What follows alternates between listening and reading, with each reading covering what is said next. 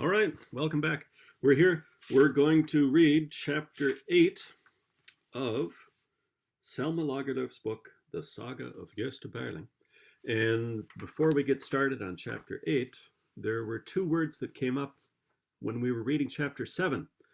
And you'll remember that the majoress had brought out all the old wagons, all the old conveyances, and the old horses, and all the old cavaliers in order to ship them off. And at that time, we came across a line here about the horses. Now they are in their proper form, these old vehicles, when the small gray fjord horses are set in front of a tall ghost-like chase, or when the high-legged bony riding horses are harnessed to low racing sleighs. The old animals whinny and snort as the bit is set in their toothless mouths. The old conveyances creak and squeak. Pitiful brittleness, which ought to have been allowed to sleep in peace until the end of time, is now dragged out for inspection. Stiff hock joints, limping forelegs, spavin, and strangles come to light. And I hadn't heard of this. I don't know so much about horses, but apparently spavin, I don't even know if I say that right, but it's like knobby knees or something, that it's like bones and varicose veins or something that bulge out in the horse's knees. And strangles, oh, it sounds like some awful upper respiratory lymph node disease that horses can get. And then there's like froth coming out of their noses and open sores and all kinds of things. So these animals looked terrible when they were dragged out for inspection, along with the old conveyances. But now we're going to be reading chapter 8, The Great Bear in Gurlita, Bluff. In the darkness of the forests live unholy animals whose jaws are armed with gruesomely glistening teeth or sharp beaks, whose feet bear sharp claws that long to cling tightly to a blood-filled throat, and whose eyes gleam with a desire to kill. There live the wolves that come forth at night and chase the farm folk's sleigh, until finally the wife must take the little child who is sitting on her lap and throw it out to the wolves in order to save her own life and her husband's.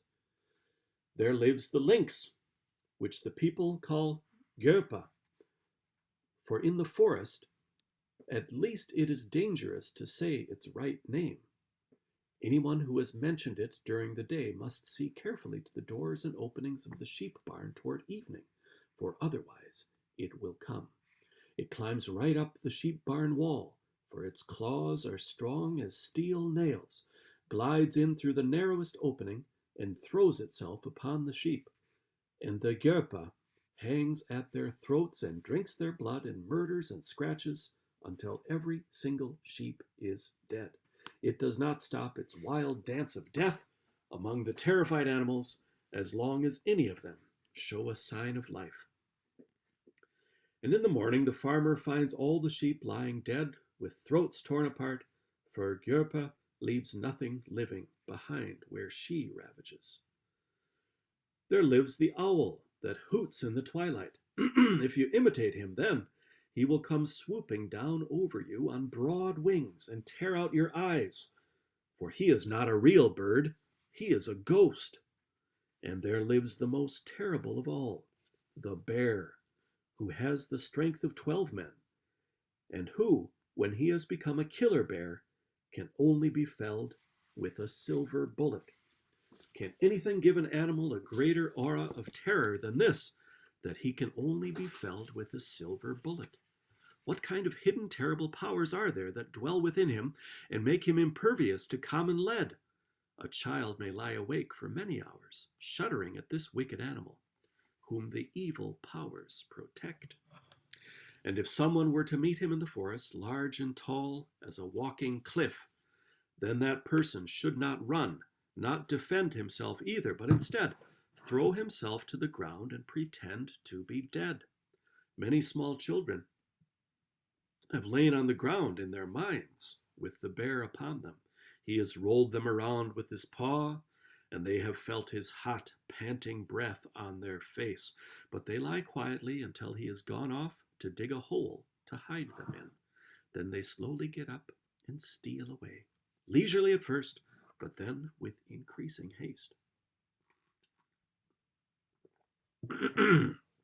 But think if the bear had not found them to be really dead, but rather kept on biting a while, or if he had been very hungry and wanted to eat them right away, or if he had seen them as they moved and run after them. O God, terror is a witch. She sits in the forest twilight, composing troll songs for human ears and filling their hearts with gruesome thoughts. The result is paralyzing fear, which stifles life and blocks out the beauty of smiling places. Nature is spiteful, treacherous as a sleeping snake, not to be believed. There is Leuven Lake in magnificent beauty, but don't trust him. He is waiting for prey. Every year he must collect his tax of drownings. There is the forest, peaceful and enticing, but don't trust him. The forest is full of unholy animals, possessed by the souls of evil trolls and bloodthirsty scoundrels. Don't trust the brook with its smooth water. Wading in it after sundown brings sudden illness and death. Trust not the cuckoo, who called so merrily in spring. Toward autumn he becomes a hawk with forbidding eyes and gruesome claws. Trust not the moss, not the heather, not the rock. Nature is evil, possessed by invisible forces who hate humankind. There is no place where you can safely set your foot. It is strange that your weak race can avoid so much persecution. Terror is a witch. Is she still sitting in the dark of the Vermland forests, singing troll songs?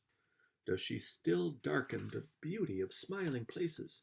Does she still paralyze the joy of being alive? Her dominion has been great, that I know.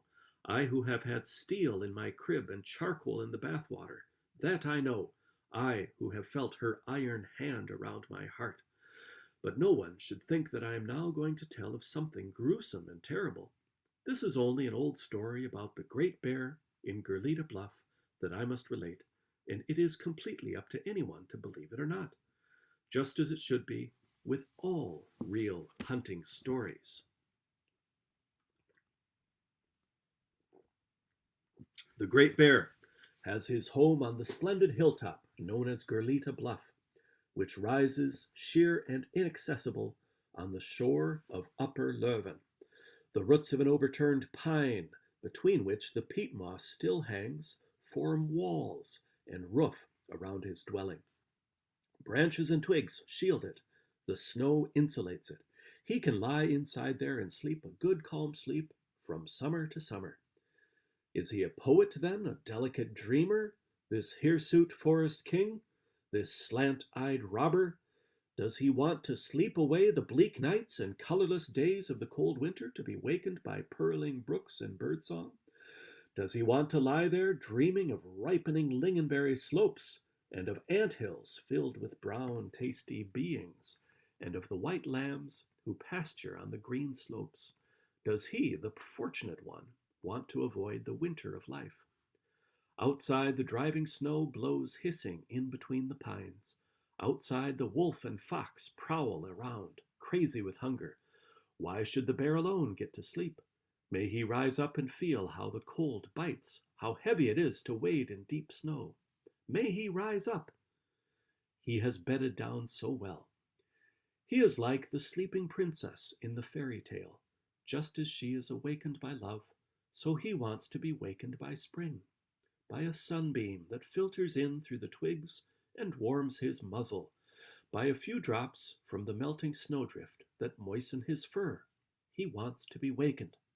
Woe to anyone who disturbs him at the wrong time. If only someone were to ask how the Forest King wants to arrange his existence.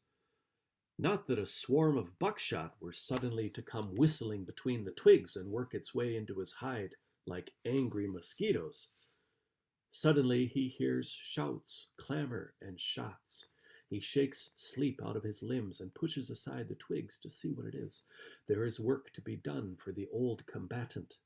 It is not spring that rumbles and clamors outside his winter lair, Nor is it the wind that throws down spruce trees and tears up the drift snow, but it is the cavaliers from Akaby, old acquaintances of the forest king.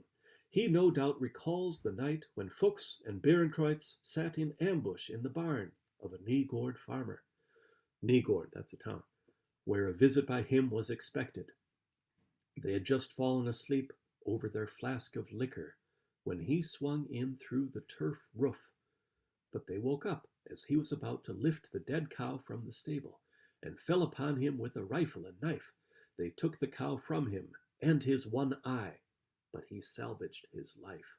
Yes, the cavaliers and he are indeed old acquaintances. The forest king no doubt recalls how they came upon him another time, when he and his high consort had just lain down for a winter's sleep in the old royal fortress, here on Gurlita Bluff, and his cubs were in the den. He no doubt recalls how they came upon them unsuspecting. He did get away, tossing aside everything in his way, but he had to limp the rest of his life from a shot that he took in his thigh. And when at night he returned to the royal fortress, the snow was red-colored from the blood of his high consort, and the royal children were carried off to the plain to grow up there and be the servants and friends of man. You remember, there was a guy with pet bears, and maybe that's where they got the pet bears. Yes, now the ground is trembling, now the drift that covers the winter lair is shaking.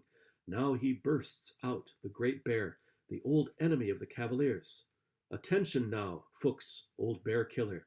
Attention, Berenkreutz, colonel and kille player. Attention, Gösta Berling, hero of 100 adventures. Curses on all poets, all dreamers, all love heroes. There stands Gösta Berling now, with his finger on the trigger, and the bear is coming right toward him. Why doesn't he shoot? What is he thinking about? Why doesn't he send a bullet in the broad brisket at once? He is standing in the right place to do it. The others will not have a chance to shoot at just the right moment. Does he think he is on parade for the forest monarch? Gösta is of course dreaming of the lovely Marianne, who is now lying seriously ill at Akaby, taken sick after that night when she slept in the snowdrift. He is thinking about her, who is also a victim of the curse of hatred that is on the earth, and he shudders at himself, who has gone out to pursue and kill and hunt when she is at home sick. And there comes the great bear right towards him, blind in one eye from a cut by a cavalier's knife, limping on one leg from a bullet from a cavalier's rifle, surly and shaggy, alone ever since they killed his wife and carried off his children. And Gösta sees him as he is, a poor hunted animal, whose life he will not take from him, the last thing he has left, since humans have taken everything else away from him. May he kill me, thinks Gösta, but I won't shoot. And while the bear charges towards him, he stands completely still as if on parade, and as the forest king stands right in front of him, he shoulders the rifle and takes a step to one side. And then the bear continues his way, well knowing that he has no time to lose. He charges into the forest, clears a path through man-high drifts, trundles along steep slopes, and flees irretrievably, while all those who had stood with triggers cocked, waiting for Gösta's shot, fire their rifles after him. But it is in vain. The circle is broken and the bear is gone. Fuchs grumbles and Berenkreutz swears, but Gösta only laughs. How could they expect that a person as fortunate as he should do harm to one of God's created beings? Thus the great bear in Gurlita Bluff came out of that business alive, and he is wakened from his winter sleep. The farmers find that out. No bear can more readily tear apart the roofs on their low cellar-like sheep pens than he. None can better slip out of a trap. The people at Upperlöven were soon at a loss with him. Message after message was sent down for the cavaliers that they should come up and kill the bear. Day after day, night after night, during all of February, the cavaliers now wander up to Upperlöven to find the bear. But he avoids them. He has learned shrewdness from the fox and quickness. Has he learned shrewdness from the fox and quickness from the wolf? If they lie in wait at one farm, then he ravages at the neighboring farm. If they search for him in the forest, then he pursues the farmer who comes driving across the ice. He has become the boldest of robbers. He creeps into the loft and empties mother's honey jar. He kills the horse hitched to father's sleigh. But gradually they begin to understand what kind of bear this is, and why Gösta was not able to shoot at him. Terrible to say, dreadful to believe, but this is no ordinary bear. No one can imagine felling him as long as he does not have a silver bullet in his rifle. A bullet of silver and bell metal cast on a Thursday evening at the new moon in the church tower, without the minister or organist or any person knowing of it, would quite certainly kill him, but such a bullet is perhaps not so easy to secure. At Ekeby there is a man who, more than anyone else, must be mortified by all this. This is, as can well be understood, Anders Fuchs, the bear killer. He is losing both appetite and sleep in the indignation over not being able to fell the great bear in Gurlita Bluff. Finally, he too understands that the bear can only be felled with a silver bullet. The forbidding major, Anders Fuchs, was not a handsome man. He had a heavy, clumsy body and a wide red face with hanging pouches under his cheeks and multiple chins. The small black mustache sat stiff as brushes above his thick lips, and his black hair stood rough and thick straight out from his head. Besides that, he was a man of few words and a glutton. He was not the sort that women meet with sunny smiles and open arms, nor did he look at them with approval in return. No one thought he would ever see a woman he could put up with, and everything in the realm of love and romance was far removed from him. Then comes a Thursday evening, when the moon is just 2 fingers wide, and lingers over the horizon a few hours after the sun has set, when Major Fuchs heads away from Ekeby, without mentioning where he intends to go. He has flint and steel and a bullet mold in his hunting vest, and the rifle on his back, and goes up to Bro Church to see what fortune may be willing to do for an honorable man.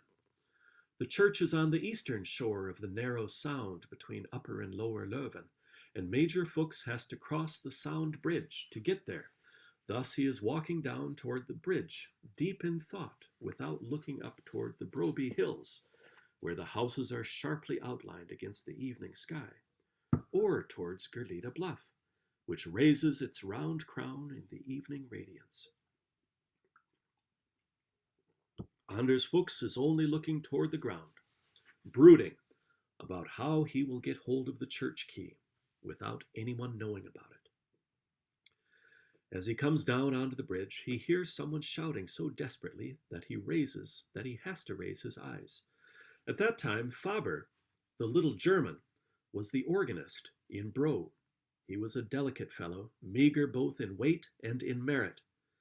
And the parish clerk was Jan Larsen, a capable farmer but poor, for the Broby minister had tricked him out of his paternal inheritance, a whole 500 Riksdaler.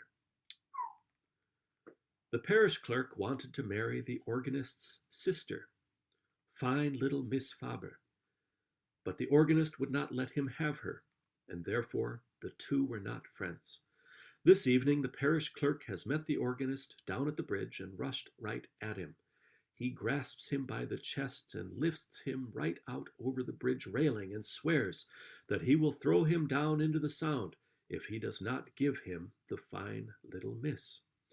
The little German will not yield, however. He struggles and shouts, saying no all the while, although below him he sees the black furrow of open water rushing along between white borders. No, no, he shouts, no, no, and it is uncertain whether or not the parish clerk in his fury would have let him dance down into the cold black water in the event Major Fuchs had not come down to the bridge just then. Now the parish clerk becomes afraid, sets Faber down on solid ground, and runs away as fast as he can. Little Faber now falls on the major's neck to thank him for his life, but the major shoves him aside and says that is nothing to be thankful for. The major has no love for Germans ever since he was billeted in Pitbus at Rügen during the Pomeranian War. He had never in his life been so close to starving to death as during that time. Then little Faber wants to run up to Sheriff Scharling and accuse the parish clerk of attempted murder, but the major lets him know that that sort of thing does not pay in this country, for there is no penalty for killing a German. Then little Faber calms down and invites the major to his home to eat pork sausage and drink mumma. The major goes with him, for he thinks that the organist must surely have a church key there at home, and so they walk up the hill where Bro Church is, with parsonage, parish clerk's home, and the organist's residence round about it. Excuse me, says little Faber, as he and the major step into his home. It is not exactly tidy in here today. It is not exactly tidy inside here today. We've been busy, my sister and I. We have butchered a rooster. Well, I'll be damned, exclaims the major. The fine little Miss Faber comes right in after that with mumma in large clay mugs. Now everyone knows that the major did not look at women with approval, yet he had to observe little Miss Faber with pleasure, as she showed up so pretty in a lace cap. Her light hair was so smoothly brushed around her forehead. Her home-woven dress was so natty and so blindingly clean. Her small hands were so helpful and eager, and her little face so rosy and round, that he could not help thinking that if he had seen such a little woman 25 years ago, he surely would have gone ahead and courted her.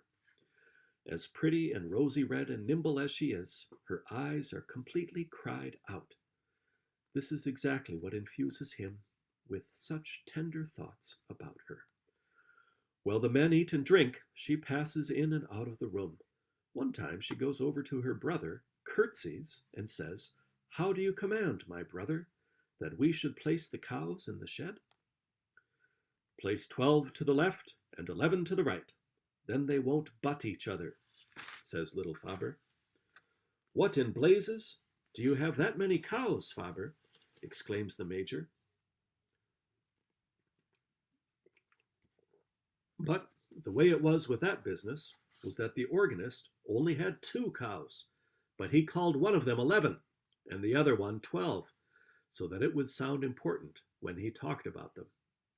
And then the major was informed that Faber's barn was being rebuilt, so the cows go out during the day and at night stand in the woodshed. Little Miss Faber passes out. Little Miss Faber passes out of and into the room. Again she comes up to her brother, curtsies to him, and says that the carpenter had asked how high the barn ought to be made. "Look at the cow," organist Faber says then. "Look at the cow." Major Fuchs thinks that was well answered. All at once the major starts to ask the organist why his sister's eyes are so red, and then he is informed that she cries because he will not allow her to marry the poor parish clerk, indebted and without inheritance as he is. From all this, Major Fuchs starts to sink into deeper and deeper thought. He empties mug after mug and eats sausage after sausage without noticing it. Such appetite and thirst make little Faber dizzy, but the more the major eats and drinks, the clearer his mind becomes, and the more decisive his heart. His decision to do something for little Miss Faber also grows firmer. In the meantime, he has been keeping his eyes on the large key with the curled bit that is hanging on a knob by the door, and no sooner does little Faber, who has to keep the major company at the drinking mug, no sooner does little Faber lay his head on the table and start snoring, than Major Fuchs takes hold of the key, puts his cap on, and hurries away. 1 minute later, he is feeling his way up the tower stairs, lit by his small horn lantern, and finally comes up to the bell room, where the bells open their wide chasm above him. Up there he first scrapes off a little bell metal with a file, and is just about to take out the bullet mold and brazier from his hunting vest, when he notices that he is lacking the most important thing. He has not brought any silver with him. If there is to be any power in the bullet, of course, it must be cast there in the tower. Now everything is in order. It is Thursday evening and a new moon, and no one knows he is there. And now he can do nothing. He sends up an oath in the silence of the night with such vigor in it that it resonates in the bells. Immediately thereafter he hears a faint noise from down in the church, and thinks he can hear steps on the stairs. Yes, verily, so it is. Heavy footsteps are coming up the stairs into the bell tower. Major Fuchs, up there swearing so that the bells quiver, becomes a trifle thoughtful at this. He may well wonder who it is who is coming to help him with the bullet molding. The steps come nearer and nearer. Whoever is coming intends to go all the way up to the bell tower. The major sneaks away, far in among beams and rafters, and extinguishes the horn lantern. He is not exactly afraid, but the whole business would be ruined if someone were to see him standing up there. No sooner has he hidden himself than the new arrival sticks his head up over the floor. The major knows him well. It is the stingy Broby minister. He, who is well nigh mad with greed, has the habit of hiding his treasures in the most peculiar places. Now he is coming with a bundle of banknotes that he wants to stash away in the tower room. He does not know that someone is watching him. He lifts up a plank in the floor and sets down the money, and then he makes his way out again. But the major does not delay. He lifts up the same plank. Oh, so much money! Bundle upon bundle of banknotes, and among them brown leather bags full of silver coins. The major takes just as much silver as is needed for a bullet. The rest he lets be. As he is coming down to the ground again, he has the silver bullet in his rifle. He is wondering about what else fortune has in store for him this night. Thursday nights are peculiar, as everyone knows. First, he makes a turn up to the organist's residence. Imagine now if that rogue of a bear knew that Faber's cows were in a miserable shed, as good as under the open sky. Well, in truth, does he not see something black and big coming across the fields over towards the woodshed? It must be the bear. He sets the rifle to his cheek and is just about to fire, but then he changes his mind. Miss Faber's cried-out eyes appear before him in the darkness. He thinks that he wants to help her, and the parish clerk a little, but it is no doubt hard for him not to get to kill the great bear of Gurlita Bluff himself. Later he himself said that nothing in the world was so trying to him, because the little miss was such a fine, charming little woman. He just had to do something for her. He goes to the parish clerk's home, wakens the parish clerk, brings him out half-dressed and half-naked, and says that he should shoot at the bear that is sneaking around outside Faber's woodshed. If you shoot that bear, then he will no doubt give you his sister, he says, for then at once you will be an honored man. This is no ordinary bear, and the best men in the country would take it as an honor to fell it. And he sets his own rifle in his hand, loaded with a bullet of silver and bell metal, cast in a church tower on a Thursday evening at the new moon. And he cannot keep from shaking with jealousy because someone other than he will get to shoot the great forest king, the old bear of Gurlita Bluff. The parish clerk aims, God help us, aims as if he intended to fell the great bear, otherwise known as Ursa Major, which goes in orbit around the North Star high up in the sky, and not a wandering bear on flat ground, and the shot goes off with a bang heard all the way up to Gurlita Bluff. But however he aimed, the bear falls. That's how it is when you shoot with a silver bullet.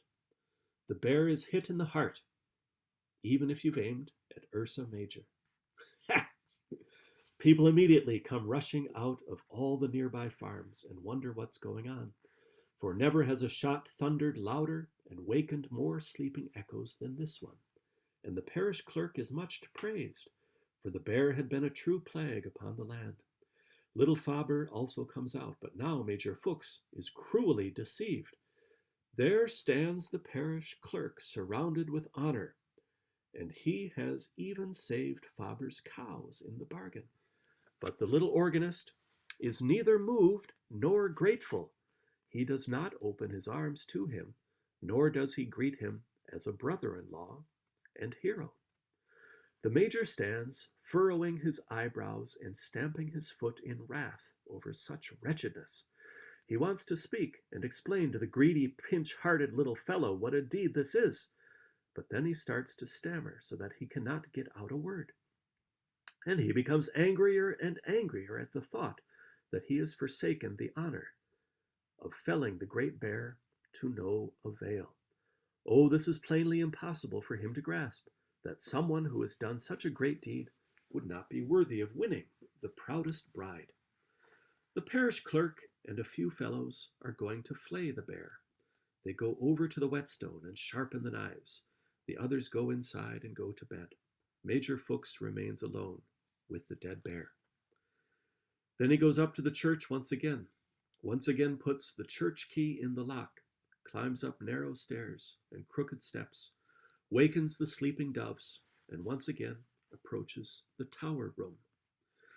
Later, when the bear was being flayed under the major's supervision, a bundle of 500 Rijksdaler in banknotes is found between his jaws. It is impossible to say how they got there, but this is, after all, a marvelous bear, and because the parish clerk has felled the bear, the money is his. That's clear enough.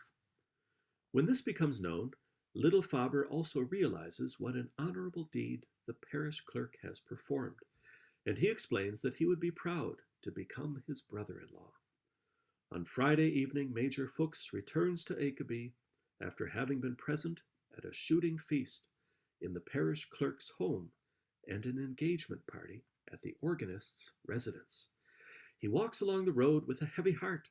He experiences no joy that his enemy has fallen, and he feels no pleasure at the splendid bear hide the parish clerk has given him.